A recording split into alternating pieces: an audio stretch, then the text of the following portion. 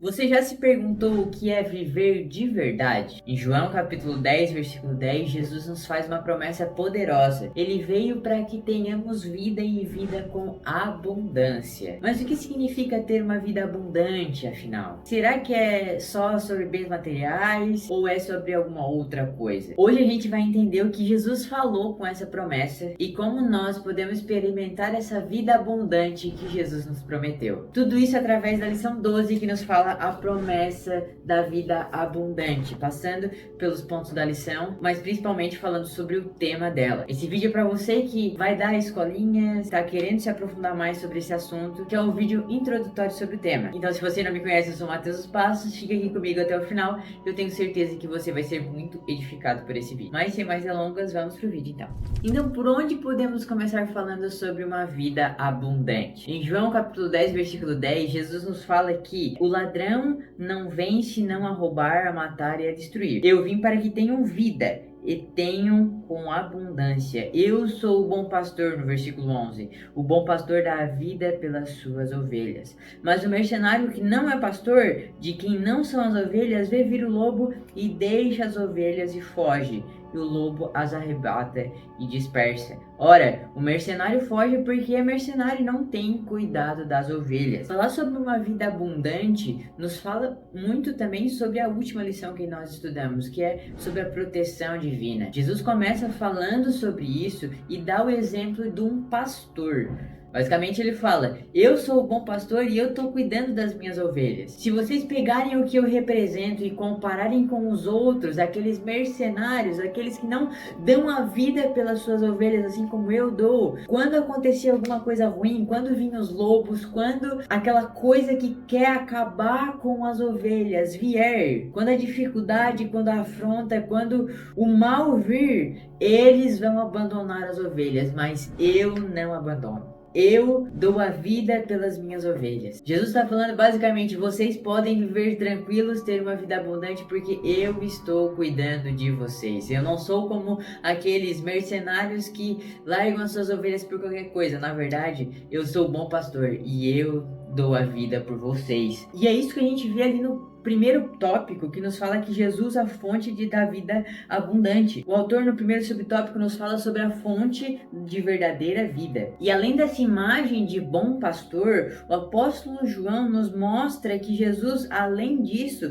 é apresentado também como porta das ovelhas. E o que significa essa porta das ovelhas, né? É interessante nós pensarmos que João, quando escreve o Evangelho de João, ele fala para pessoas que tem o cuidado de ovelhas no seu dia a dia, mas nós muitas vezes, não sei se você tem aí, mas eu não tenho muito contato com isso. Então, o que é essa porta? O que significa essa porta para essas ovelhas? E o autor continua dizendo que essa porta simboliza o caminho de salvação, ou seja, é um caminho que as ovelhas teriam que tomar, em que o relacionamento pessoal e eterno com Deus se torna possível. E tudo o que a ovelha necessita será encontrado em Deus. O versículo 9 de João 10 diz que eu sou a porta e se alguém entrar por mim, salvar-se-á, entrará e sairá e achará pastagens. Jesus está falando basicamente o seguinte: através de mim vocês vão ter as coisas que vocês precisam. Jesus está falando que eu sou a ponte que liga vocês às pastagens. Eu sou aquele pelo qual vocês conseguem alcançar o que vocês precisam para viver.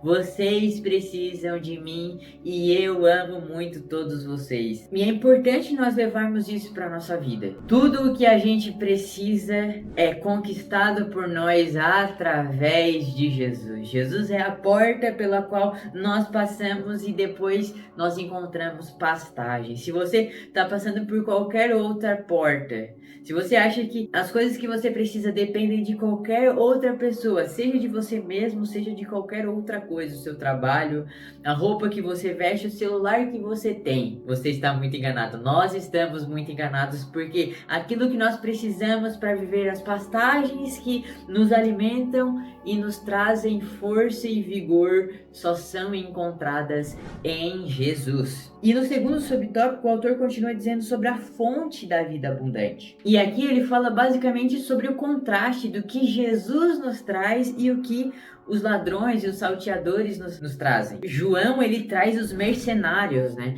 E mercenários, nós temos hoje como uma linguagem meio ofensiva. Mas é interessante pensarmos na época nesse sentido, porque mercenários eram pessoas que não eram donos das ovelhas, mas que eram contratados para cuidarem das ovelhas de outras pessoas. Ou seja, você tem um tempo livre, eu tenho ovelhas que eu não dou conta, eu contrato você é um mercenário, eu contrato você cuida das minhas ovelhas e eu te pago pelo cuidado das minhas ovelhas. O que Jesus está fazendo de contraste basicamente é sobre a quem essas ovelhas pertencem. Qual é o amor que o mercenário tem para aquelas ovelhas? É claro, o mercenário está ganhando para estar ali, é o trabalho dele. Mas será que se acontecer alguma coisa, se vier um perigo iminente de lobos, de leões, alguma coisa nesse sentido, será que ele vai arriscar a vida dele para salvar as ovelhas? Será que ele vai tomar essa decisão pensando que, será que não é só o meu trabalho? Jesus está falando basicamente que, gente, os mercenários não vão dar a vida para salvar as ovelhas, mas eu dou porque as ovelhas são minhas, eu sei o quanto foi caro para comprar cada uma delas, eu sei o nome de cada uma delas. Jesus está falando basicamente, eu tenho amor por cada uma das minhas ovelhas, eu tenho amor por vocês e eu vou proteger vocês. Mas o mercenário não vai. Então, se você está se colocando na mão do mercenário, se você está se colocando na mão do dinheiro, se você está se colocando na mão do trabalho, se é o trabalho quem cuida de você, se é o trabalho quem diz, você vai para ali, que esse é o trabalho de um pastor, é guiar a ovelha. Se você bota a sua confiança e se deixa ser guiado por qualquer outra coisa que não seja Jesus, tenha certeza, num momento difícil, essa coisa não vai te salvar. Seja o seu dinheiro, seja a sua família, seja o seu filho, seja qualquer outra coisa. A única pessoa em que nós podemos botar 100% da nossa confiança é Jesus. Ele sim nunca vai nos abandonar, ele não vai nos deixar para trás. Ele nos ama e já fez tudo o que ele precisava para provar isso para cada um de nós. No terceiro subtópico nos fala sobre a fonte do amor. E no versículo 14 tá uma coisa muito importante. João 10 agora, versículo 14, diz: eu sou o bom pastor, Jesus falando novamente, e conheço as minhas ovelhas. E sobre isso aqui eu já falei. Jesus nos conhece, Jesus sabe o nosso nome, Jesus nos ama. E aí ele continua dizendo: e das minhas ovelhas sou conhecido. Jesus está dizendo aqui que não quer um relacionamento que dependa somente dele, vamos dizer assim, como se fosse só ele que nos conhece, mas na verdade ele quer se fazer conhecido a nós. Jesus, ele quer um relacionamento e o relacionamento depende das duas partes. Ele quer e ele nos conhece, ele nos ama, mas ele também quer que nós o amemos, nós o conhecemos e nós nos aprofundemos cada vez mais no seu conhecimento. E assim nós conhecemos mais a voz do pastor e assim nós ficamos menos confundidos com outras vozes de outros mercenários que vão aparecer por aí. Porque isso eu tenho certeza e eu posso te dizer sem nenhuma dúvida. Há um bom pastor e o bom pastor é maravilhoso, mas sempre haverá também mercenários. Sempre vão haver vozes que querem te tirar da promessa da vida abundante que Jesus prometeu. E é por isso que nós devemos discernir qual é a voz do Senhor e qual é a voz do mercenário, para que nós possamos tomar as nossas decisões com base nisso e aí se relacionar e chegar mais perto sempre do bom pastor e não ficar preso e dependendo de um mercenário que a qualquer momento pode nos abandonar. Indo para o segundo tópico que nos fala sobre a vida abundante, o que ela realmente é. No primeiro subtópico o autor fala sobre o conceito dela e ele fala basicamente sobre as necessidades que a gente já viu na lição anterior também. Eu vou deixar o card aqui em cima. Jesus sabe que nós temos necessidades tanto físicas quanto emocionais e também espirituais. Jesus, ele conhece as suas ovelhas, ele conhece a cada um de nós e ele sabe do que nós precisamos. É importante sabermos isso porque muitas vezes, sabe aquele outro salmo que a gente sempre fala sobre pastor? O Senhor é o meu pastor e nada me faltará, deitar-me faz em verdes pastos, guia-me mansamente às águas tranquilas. E olha que legal legal isso. O Senhor é meu pastor e nada me faltará. Mas agora pensem num pastor muito bom. Pensem num pastor muito bom que dá água, dá pasto verdejante. E agora pensem que num outro dia esse pastor, ele tá lá arrancando a lã daquela ovelha com facas de pedra, arrancando, às vezes machuca um pouquinho a ovelha, porque é difícil arrancar a lã, principalmente nos tempos antigos. Agora nós temos máquinas que fazem isso, não máquinas automáticas, mas máquinas operadas, mas naquele tempo as ferramentas eram muito diferentes de hoje. Então pense, naquele tempo o cara pegando alguma coisa, alguma faca, alguma coisa, e agora tirando a lã daquela ovelha. E aí parece, nossa, mas como assim? O pastor não é tão bom, por que ele tá tirando a lã da ovelha? Bom, ele tá tirando a lã da ovelha porque se chegar o verão e a ovelha tiver com aquela lã, ela vai ficar muito quente e não vai aguentar. Mas eu tenho certeza que se você perguntar para cada uma daquelas ovelhas, conjecturando aqui, as ovelhas não estão gostando, aquilo está sendo arrancado dela. Às vezes pega na pele, não sei se já aconteceu com você, às vezes eu tô fazendo a barba aqui, eu dou aquele... Falar nisso, faz um tempinho que eu não faço, tem que fazer. Mas dá aquela puxada naquele fiozinho, dá aquela sangrada, já dá aquela dor. Agora pense num pastor pelando totalmente a ovelha. Eu tenho certeza que a ovelha não entende naquele momento. Se fosse eu, não entenderia naquele momento. Mas o pastor sabe o que há de vir logo depois. O pastor sabe que está chegando na época de calor e ela não pode ficar com aquilo. É mais cômodo ficar com a lã. Mas o bom pastor não faz o que a ovelha quer, mas faz sim o que a ovelha precisa. Às vezes, ir de um lugar para outro cansa a ovelha. Ela precisa andar muito, mas o bom pastor precisa fazer ela andar muito para que ela chegue a pastos verdejantes. Se às vezes ele deixar ela sempre no mesmo lugar, ela vai comer todos os nutrientes daquela terra e daqui a pouco vai secar tudo e ela não vai ter mais alimento. Então, muitas vezes, Jesus faz isso com a gente também. Jesus, ele supre sim as nossas necessidades, mas muitas vezes as nossas necessidades não são o que a gente acha que é. Nós muitas vezes pensamos que temos necessidade de tantas coisas materiais, por exemplo, e que nós simplesmente não precisamos. Às vezes a gente quer ter tanta roupa, às vezes a gente quer ter tanto sapato, tanto tênis, né? Aqueles sapatos bonitos, tanto terno. Isso não é uma necessidade, mas isso está tão dentro do nosso coração que parece que é. Será que Jesus tem a obrigação de me dar um terno novo? Não, Jesus não tem a obrigação disso, mas ele sabe o que realmente eu preciso. E isso não quer dizer que ele não vai dar um terno novo pra mim se ele quiser, porque ele pode também. Mas o que eu tô falando aqui é que muitas vezes o que a gente acha que é a nossa necessidade não é a nossa necessidade de fato. E isso nos encaminha pro terceiro ponto, que fala sobre diversas bênçãos provenientes da vida abundante. O autor ele continua dizendo que a paz em Deus e a tranquilidade nas decisões, a prática do amor, a vida em unidade, o cultivo da esperança, perseverança e paciência são bênçãos que acompanham a vida abundante. São dessas coisas que Jesus está falando quando ele diz que ele é o bom pastor e ele sabe o que nós precisamos. Ele nos traz aqui perseverança, paciência e, gente, como é difícil crescer nessas coisas. Parece que todo mundo quer ter uma vida abundante, mas será que a gente está disposto a viver em unidade, por exemplo? Gente,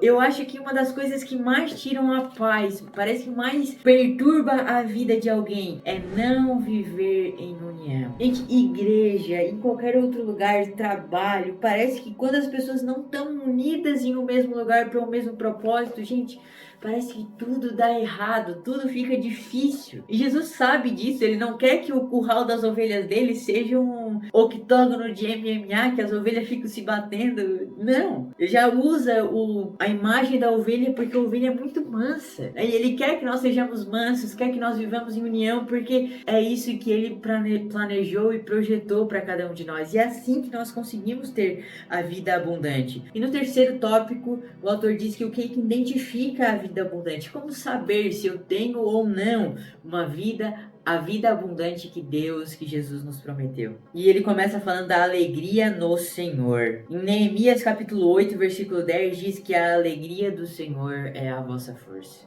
O autor continua dizendo que logo a alegria faz parte da identidade de quem se relaciona com Deus e vive uma vida abundante. É uma virtude se dada pelo apóstolo Paulo em Gálatas. Em Provérbios, o sábio diz que a alegria é o bom remédio. É interessante nós pensarmos nisso porque quando a gente fala sobre vida abundante, muitas vezes nós podemos pensar sobre uma vida abundante financeiramente. E é claro que isso pode ser, não quer dizer que a gente não possa ter abundância no material, mas o que identifica a vida abundante não é isso. Na verdade, é a alegria do Senhor. E eu não sei vocês, mas parece que quanto mais a situação está difícil, quanto mais problemática é a situação, mais impacto a alegria que aquela pessoa tem nos traz. Parece que quando tá tudo bem, se alegre é normal, mas quando tá tudo ruim e mesmo assim aquela pessoa, aquele irmão tá alegre e tu sabe o que ele viveu, tu sabe o que ele tá vivendo, parece que aquela alegria te impacta muito mais. Parece que tu entende melhor o que esse cara, que essa pessoa tá vivendo uma vida abundante em Jesus. Então, às vezes você está sendo essa pessoa que está passando por um momento difícil. Saiba com isso que a sua alegria pode estar levando muitas pessoas a Jesus. Saiba que Jesus está usando a tua alegria para falar com muita gente. E o segundo ponto nos traz também muito sobre isso, que é a gratidão por tudo. O autor diz que a gratidão é uma virtude cristã que revela humildade e ao mesmo tempo dependência total de Deus acerca de tudo o que acontece nas nossas vidas. Eu não sei você, mas se eu pudesse elencar um segundo ponto pior, eu já falei sobre o ponto de não viver em união. Eu acho que o ponto que ocasiona muitas vezes esse não viver em união é a pessoa que não tem gratidão. Sabe aquela pessoa que só reclama? Não sei se você conhece, se você não conhece, toma cuidado que pode ser você, tá? Sabe aquela pessoa que só reclama? Dá um solzão daquele de verão gostoso assim, a pessoa chega no serviço reclamando: "Bah, com esse sol, porque eu não consigo chegar a nada, porque tá calor, ligo o ar-condicionado, meu Deus, quando chega o inverno."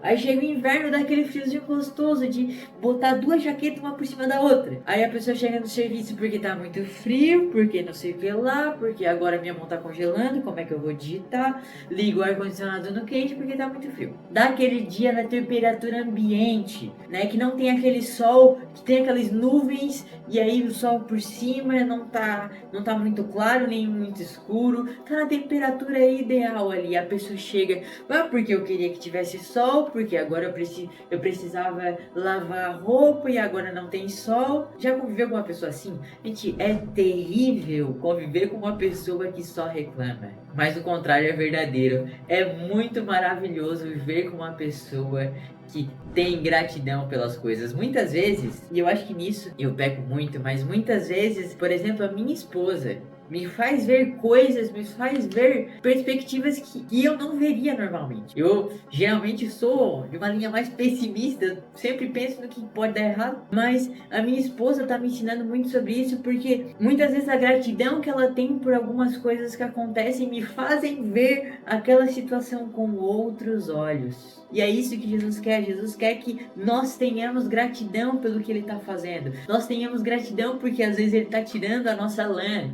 Mesmo que isso doa às vezes, mas sabendo que Ele é o bom pastor e confiando nele, nós sabemos que Ele está fazendo isso por uma razão, por um propósito, e com isso nós podemos descansar e ter gratidão por tudo que Ele está fazendo. E aí o terceiro subtópico para fechar essa lição nos diz vida no Espírito e vida de oração. Acredito que se a gente está falando sobre vida abundante até agora, isso é o passo a passo para viver essa vida abundante. Primeiro, devemos estar inclinados às coisas do Espírito Santo. Estando inclinados pelas coisas do Espírito Santo, nós devemos fazer uma coisa, principalmente, que é orar. Nós não podemos conhecer o nosso pastor se nós não conversarmos com ele, se nós não passarmos tempo com o nosso pastor. E se nós queremos viver uma vida abundante em Deus, nós devemos, como fala lá em Colossenses capítulo 4, versículo 2, perseverar em oração. O autor conclui dizendo que o Senhor Jesus é a fonte da vida abundante, pois Ele mesmo nos prometeu. Essa promessa está disponível a cada crente que desenvolve um relacionamento pessoal com o nosso Senhor. Então, se você acredita que não tem como viver uma vida abundante, eu estou dizendo para você, Jesus fez essa promessa já. Jesus nos prometeu que nós podemos viver isso, mas como todas as promessas que nós vimos até agora nessa lição, há um condicional aí. E o condicional é ter um relacionamento com Ele. E o relacionamento nós conseguimos com Ele através da oração. Tá aí o passo a passo. Ore, se relacione com Deus, conheça Ele, conheça o seu pastor e assim a sua vida será abundante. Se você gostou do conteúdo até aqui, eu acredito que você vai gostar muito desse livro aqui. Até que nada mais importe, do pastor Luciano Subirá. Eu vou deixar um link aqui embaixo, se você quiser. É muito interessante, fala sobre vida, fala sobre vida com Deus, sobre como conhecer a Deus e como levar Deus na sua rotina, fazendo com que Ele transforme a sua vida. Eu acredito que vai trazer você para perto de uma vida mais abundante em Jesus. Por hoje seria isso, muito obrigado por ter ficado até aqui, e é isso, valeu e tchau!